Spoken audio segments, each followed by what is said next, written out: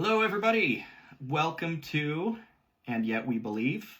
We're excited to have you here. As a reminder, these you can find these episodes now on Spotify, on Apple Podcasts, wherever you consume your podcasts, you can find us now. And if you're listening to us as a podcast, just remember, we record these live on Instagram. You can always come join the live recording of these. We love to have comments. We love to have discussion. So feel free to come find us on Instagram and join us live. Yep, we're really happy to be here. And today's topic is going to be, hopefully, really interesting. It's a banger. It's a good one. It has been really interesting to read and research about. So, we're going to be talking about the wisdom pattern. That's what Richard Rohr calls it. He refers to it with order, disorder, and reorder.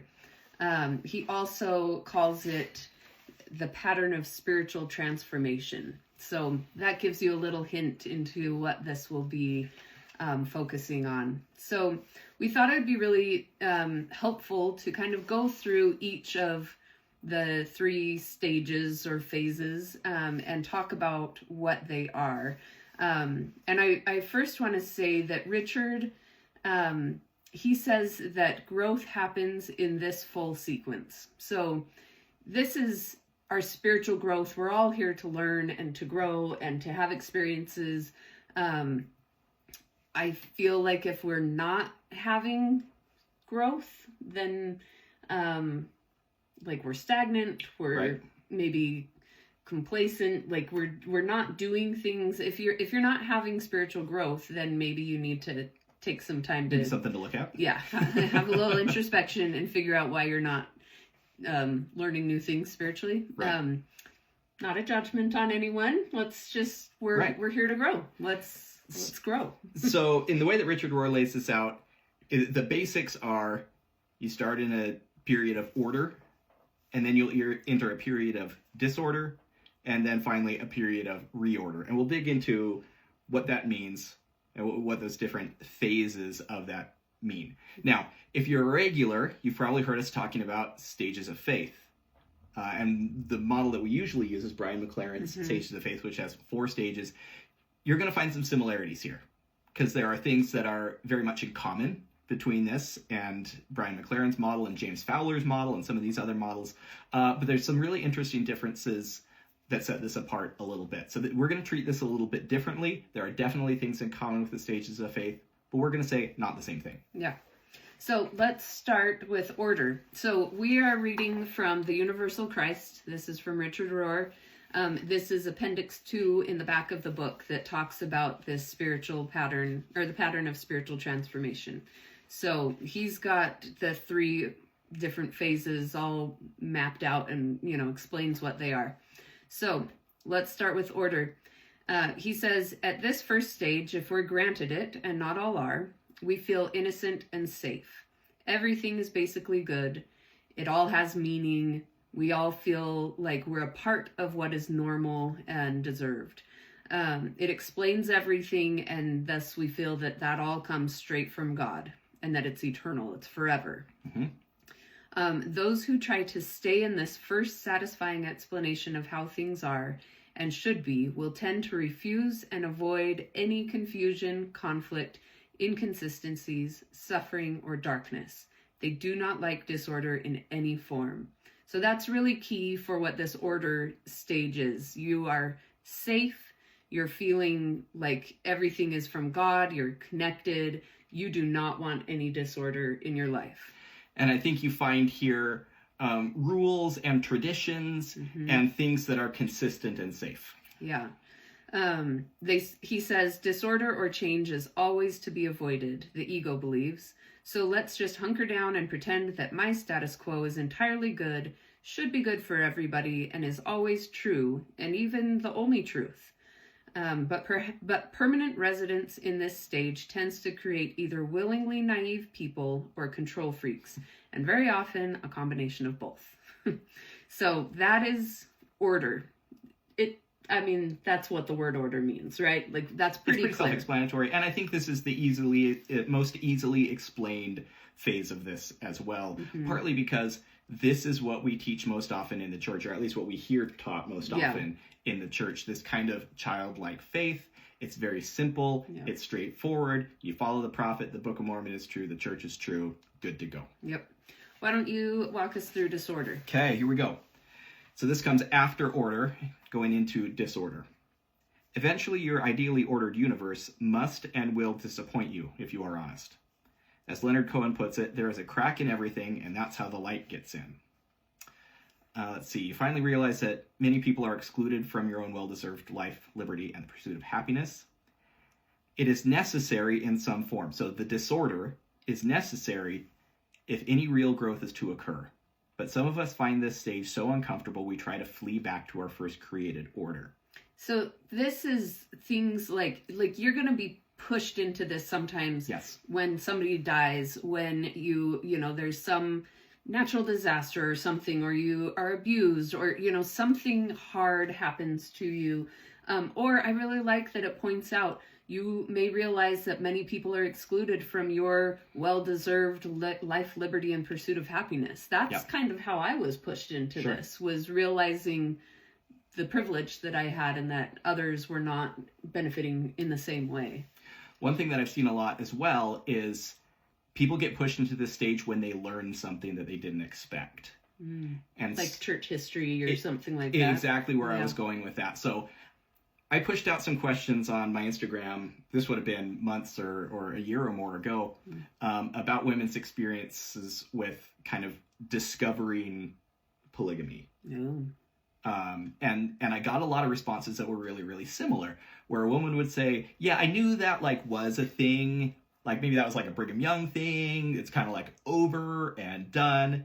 And then inevitably they would say, and then I learned, and fill in the blank right there. Then I learned that a man can still be sealed to more than one woman. Or then I learned that Joseph Smith practiced polygamy. Or then I learned that, the ghosts of polygamy, to use that phrase, are still around in various ways. And that caused those women, in this case, to go from order, which it kind of made sense. It was oh yeah, that's in the past, that's fine, to, oh, I'm in a state of disorder. Everything's kind of been disrupted at this point. So continuing on disorder. Others today seem to have given up and decided that there is no universal order, at least no order we will submit to. Let's see, it distrusts all grand narratives, ideologies, and globalism, including often any notions of reason, the common human nature, social progress, etc. Permanent residence in this stage tends to make people rather negative and cynical, usually angry, and quite opinionated and dogmatic about one form of political correctness or another as they search for some solid ground. Yeah, that's interesting. So Richard Rohr does explain in different recordings I've heard of him or readings that I've done that conservatives tend to live in order. They want to have power through their religion and different things with rules and all of that. And liberal people tend to live in disorder, where they have this rejecting authoritarianism or authority in general. Sure. They're concerned about social progress and all of that sort of stuff. And so there are ways that we could take this even further, and we're not going to necessarily go there tonight, but I think it's interesting whether you find yourself in one of those two camps. That's something for introspection again, of do I vote a certain way because I am in this order stage, or because I'm in this disorder stage? What does that inspire me to do? What is it holding me back from doing? Right. So I think that's a good thought practice. Well, and if you take those terms and you take the political meanings out of them, conservative is meaning I want things to stay the same, or I want to go back to the way things were. And progressive means I'm not satisfied with the way things are now. I want to move forward to something different. Yeah. And that aligns really neatly here without having to have any political baggage associated with it. Yeah. All right, so let's go to Reorder. So he says, every religion, each in its own way, is talking about getting you to this reorder stage. Various systems would call it enlightenment, nirvana, heaven, salvation. We've all heard those explanations. Yep. It is an instance on going through, not under, over, or around. So it's working through your problems to get to this thing, not bypassing things. And he makes a point in here that there is no one stop from order to reorder. You have to go through the disorder. Yeah. You have to be pushed through that to make it to reorder. He says, to arrive there in reorder, we must endure, learn from, and include the disorder stage, transcending the first naive order, but also still including it. So we can't just ignore what we learned, but we have to include it in the reordering of something new. Yeah. We have to hold on here we go. We have to hold on to what was good about the first order, but also offer it very needed correctives. People who do this, they love their truth and their group enough to critique it, critiquing it enough to maintain their own integrity and intelligence. These wise ones have stopped overreacting, but also over-defending, and they're usually a minority of humans. So it gets a little tricky, I think, when you hear words like heaven or nirvana, because to us, that is something that will only come after death. And I don't think that that's what he's talking about here. I think that he is saying this is a goal of happiness, of taking our order and the good things that came from boundaries and instruction and stuff like that. And we're going to kind of break that apart, get some of the disorder, and create something new that will bring a more maybe beloved community is a really good way to describe that. Yeah. So, what do you think? Yeah, I think this reorder stage, I like the term reorder because it's kind of like taking the parts and rearranging them into something that makes sense. To me, in this reorder stage, sometimes it's realizing and knowing that we won't know. And that, we need to stop looking for simple answers because they don't always exist. And maybe the polygamy example is a really good one there. Do we know why there was polygamy in the early church? There are lots of answers to that question, and a lot that get kind of whispered in the hallways of the church and kind of unofficially taught in lessons and that sort of a thing. I'm not sure I buy any of them at this point. And it's just a bit of don't know. And I think that's where a lot of people end up on a really complicated question like polygamy when they end up in the reorder stage. Yeah. I think also in reorder is where you end up with a both and. Yep. And so you can hold paradox. Right. Yeah. And so it's being able to say, yes, God runs his church through a prophet, and the prophet can make mistakes. And there's heavenly parents. Perfect. God runs their church. It means that the scriptures are the word of God, and that the scriptures have contradictions in them. And it means that God gives us commandments, and the commandments aren't necessarily the point. And so it means being able to hold both of those things as true, even when they didn't seem compatible before. Yeah. So I think the thing that's really interesting with these phases, you can take these and look at somebody's life and say, oh, yep, this is when they were in order, this is disorder, and now they've reordered. But we don't think that this is just a one-time thing. We think that with every time you're going to change, every time something new comes into your life, you're going to go through this process again and again and again. And so this is something that we think will happen. It'll become cyclical, and maybe not over the same topic every time, but you're going to be working through this continually in your life. That's the goal, at least, because this is the process of transformation. Yep. And so if we're going to be transforming in different times and over different topics, this is how we need to be doing it. Yeah, and this process of order, disorder, reorder, you can apply to a lot of things. It's a very flexible and very portable model that we can use. So I've heard this described some different ways. Okay. If you're familiar with Jared Halverson, he refers to it as creation, fall, atonement. Which that's a really nice example of an order, creation, and then a disorder, the fall, which, introduced sin and death into the world, and then atonement, which reordered everything, which is kind of a really cool description of atonement. He also uses it to describe lots of things, like when you get married, like first you're in the honeymoon stage, and that's the order. And then maybe the reality of being married and spending all your time with one person sets in, and then eventually you figure that out and it's good. Yeah. Or maybe you have a new job and you're excited about it, and then you go, oh my gosh, this is 9 to 5 is a lot. Yeah, and then you figure it out. Yeah.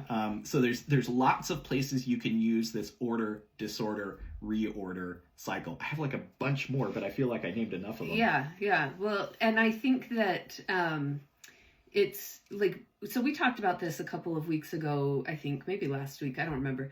But we talked about how we like to look at scripture stories and well, in the church in general, we like to just tie things up with a little pretty bow and Absolutely. Get to the end, and then we're all happy, and that's what we focus on. We want to have a moral to teach. Yeah. And you can look through the scriptures, and there's lots of stories, lots of examples that we use, but we always focus on what was the outcome, what was the end thing that happened.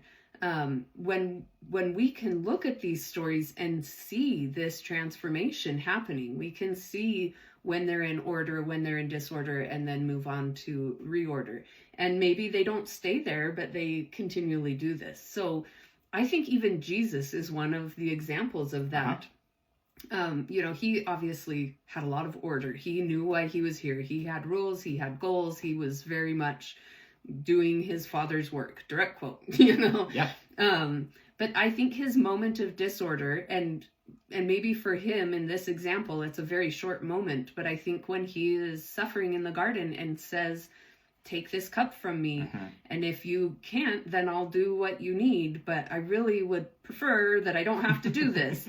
That's his disorder moment, you know? And I think, and then the moving into the reorder is like a resolution of, okay, I need to do this, and I'm going to make this happen in a way that will be beautiful and wonderful and important for everybody. And maybe he already had inklings of that before. I don't know if he fully understood ahead of time exactly what would happen to get him to that point. Right. He might have known what needed to happen, but maybe not all of the steps. That moment in the garden has always seemed to me like, oh, this was more or different than I expected. Yeah. What other scripture stories follow this pattern? I think a lot of them, one that jumps to mind for me is Enos. Enos has always been a favorite of mine. So at the beginning, and this happens within the first couple of verses, he was going on his way. He was out hunting for beasts or whatever it is he says. Yeah. And then he says, and then all of a sudden I remembered all these things that my father had taught, and I had to wrestle before God. And so he speaks really openly about this period of disorder that he goes in. And then is when we get to the rest of the chapter, we're going to talk about him praying all day long, and he prays for his own forgiveness of his own sins, which he receives, and then he prays for his brethren, the Nephites, and then for the Lamanites, and all these things. And he sorts things out. He gets into a place of reorder in there. But first he was in order, and then he had a real distinct disorder. And again, it's like one or two verses, so we don't give it a lot of airplay. But that is a period that, at least nowadays, a lot of people find ourselves in for long periods of time. This wrestle before God, trying to figure things out. Things are disordered. Yeah. We end up kind of glossing over that a little bit and getting to, oh, how cool was it that he prayed all day? Yeah. It's interesting that both of these examples that we gave have very small, seemingly small disorder things, because as humans, like even looking back in the hard times in my life, I don't want to focus on the really hard. Like if I were to bear a testimony or something, you don't want to focus on the hard. You don't want to give a lot of airtime to the struggle. But truthfully, that's what would help each other. That's what we need to hear from each other as we're like talking to each other and teaching each other of how we do things, what has our struggle been, and how do we get through it. And I think it is pretty common for, Enos. It makes sense that he didn't want to spend a lot of time detailing exactly what that wrestle was like. Right. He wanted to just be like, oh, that was rough, but I got through it. Know, that seems like a human thing to do. Yeah, I agree. I have another example, unless you have a scripture story ahead. Example you want to share. it made me think of Nicodemus in John chapter 3. Now, he's the one that comes to Jesus by night. And so he had been in a order state, right? He was a prominent Jew, but he knew something was up, and he had to go do it at night so like people wouldn't see him and these sorts of things. And the questions that he asks Jesus are so kind of pure to me, because Jesus says, well, you got to be born again. And he goes, I don't know what that means. Yeah. How do you get born a second time? Yeah. And you can like see all the jigsaw puzzle pieces just shuffling in his brain. And he's going, born again. Oh my gosh. Where am I? What am I doing? And Jesus explains, I have to assume Nicodemus ends up in a really good place, in a state of reorder. But what we get out of that is John chapter 3, which is maybe one of the most quoted chapters in all of Scripture because of John 3:16. We get some really beautiful things out of Nicodemus's period of disorder. Yeah.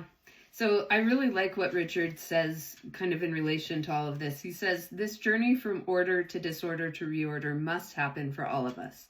It is not something just to be admired in Abraham, Moses, Job, or Jesus, or Enos, or, whoever, Nicodemus. Yeah. Our role is to listen and allow, and at least slightly cooperate with this almost natural progression. We all come to wisdom at the major price of both our innocence and our control. I think that is such a good line, which means that few of us go there willingly. Yeah. Disorder must normally be thrust upon us. Why would anyone choose it? I wouldn't. That's Richard's quote. So, and I agree. I would not choose it, given the option. Yeah. Why would you want to have something hard happen? But that is really where the growth happens. That's where we need to be. Yeah.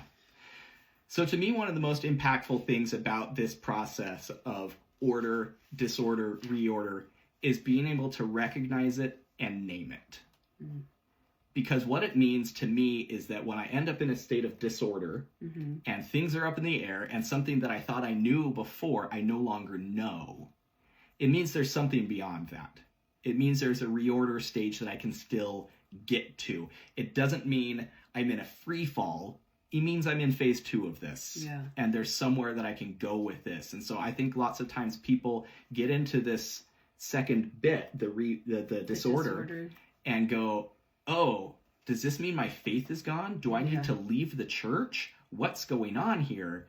When in reality, they don't need to leave the church. They need to leave that stage and get through to reorder. And they need to push through it. And obviously different things are going to be right for different people. The reorder will look different for people. It absolutely will. And it doesn't mean that you don't need to change anything.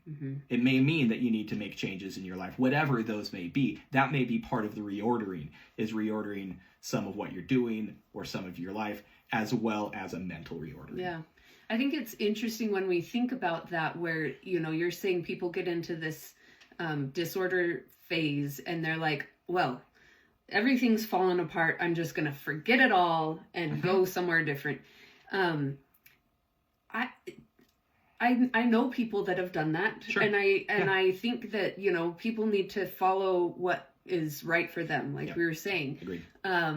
I also think, like, how can we get to reorder when we take something from the order time? Like, if we're going to try and make something new, how do we do that? How do we take things that maybe we've only seen as harmful or painful or causing problems, when, that's often a thing with, like, order is too much. I don't want to be in this authoritarian church or whatever it is. Yep. How do we take things, like, are there things from that we can then reorder and rebuild into something new, without giving up everything we've ever thought? And again, that's going to be personal for everybody.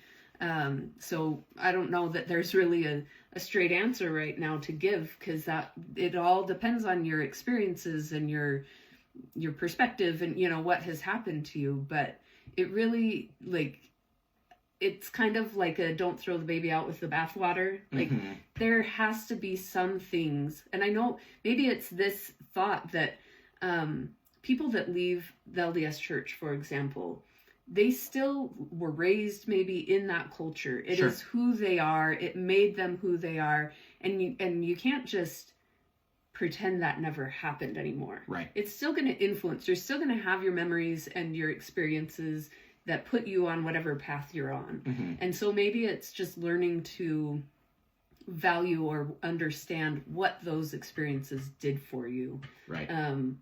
Good or bad, but understanding and processing those things rather than just shutting it off, building a wall to all of your past and not working through anything.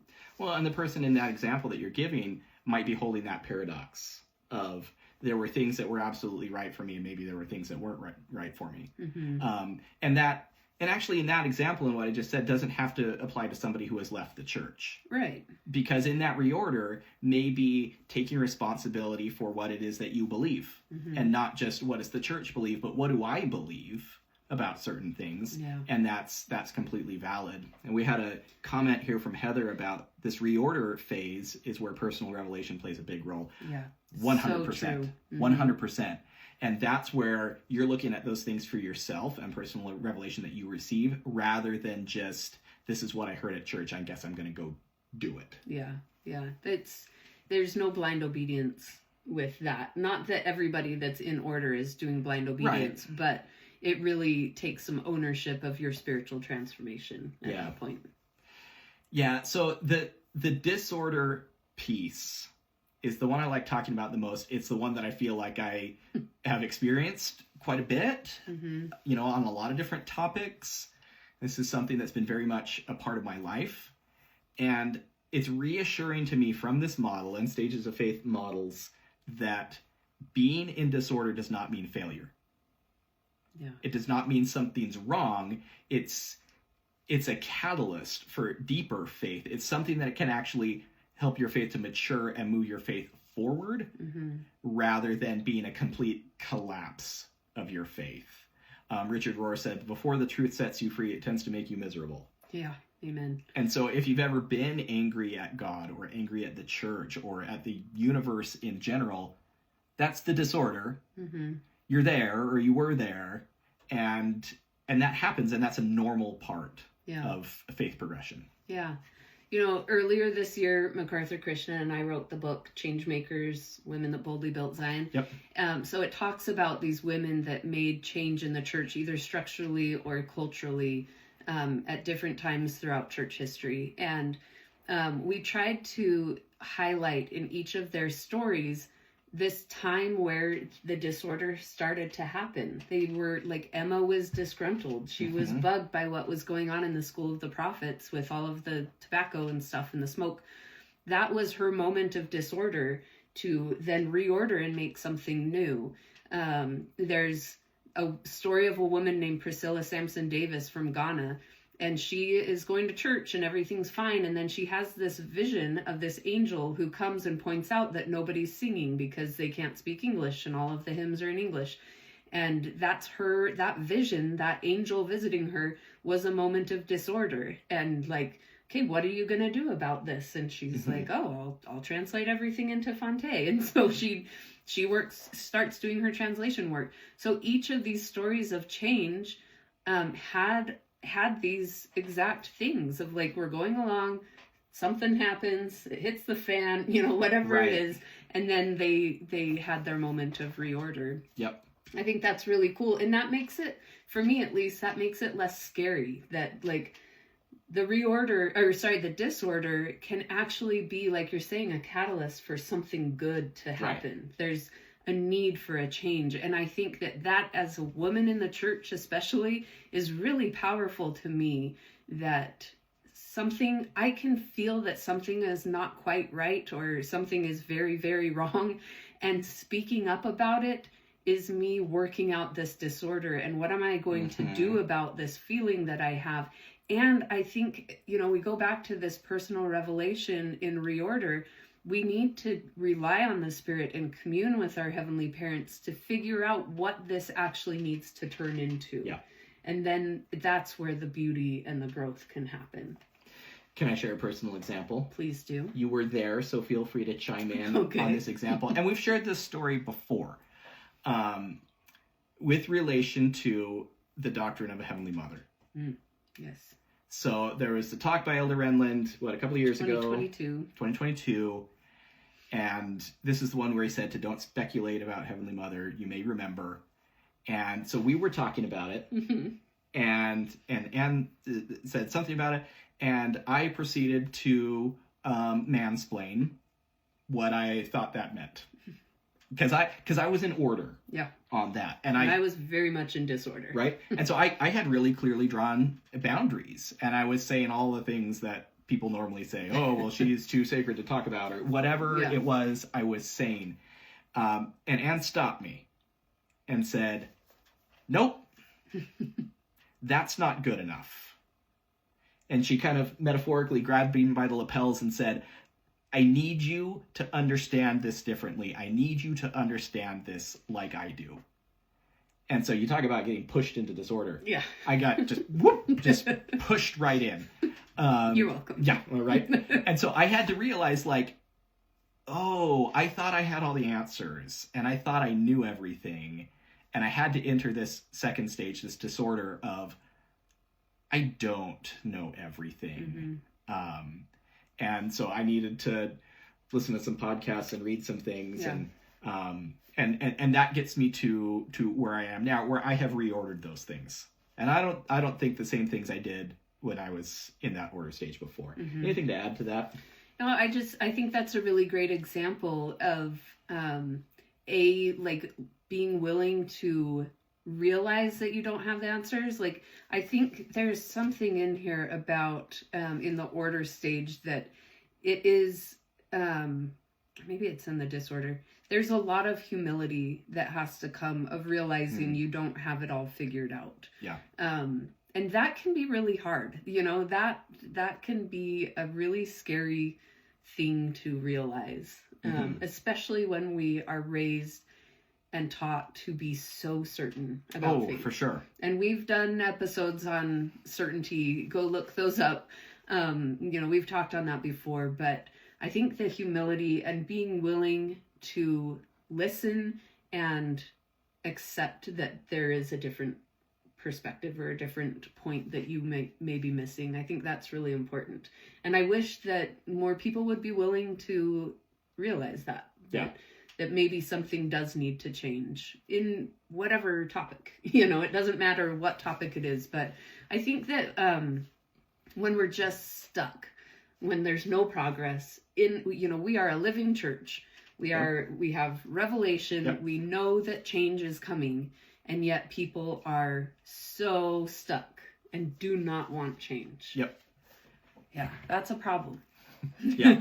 There's a saying, a little anecdote about an older man who's talking to a younger man and says, I know a lot less than I did when I was your age, sort of a thing. And that's what I think of in this, and not that I am, this super progressed person faith-wise or knowledge-wise, but it does make me realize that I don't know as much as I thought I did. Especially when I was a missionary, maybe. I knew everything. I knew it all. When I was a missionary. So good. Yeah, I was locked in. Tell you what. I know a lot less now than I did when I was a missionary. For sure. There's this great quote from Sarah Bessey that I think we've shared on here before, but she says, if our theology doesn't shift and change over our lifetimes, then we have to wonder if we're paying attention. The Spirit is often breathing in the very changes or shifts that used to terrify us. Grace waits for us in the liminal space. Love that. I love that. Our theology should change. Yeah. And that is okay. And that is the Spirit, that is our Heavenly Parents telling us new things that need to happen and new ways to look at things. And if it doesn't happen, we need to wonder if we're paying attention. Yep. Beautiful. I think we should leave it right there. It's a good quote to end on. Yeah, that's pretty solid. Thanks for joining us, everybody. Appreciate the comments. Appreciate the discussion. This was a good conversation. It was. Yeah. Such a good topic. Yep. Go find us on Spotify. Go find us on Apple Podcasts. On YouTube. Yep. Wherever you want to find us. We're everywhere. You can't get away from us at this point. And we will see you next time. See you later. Yep.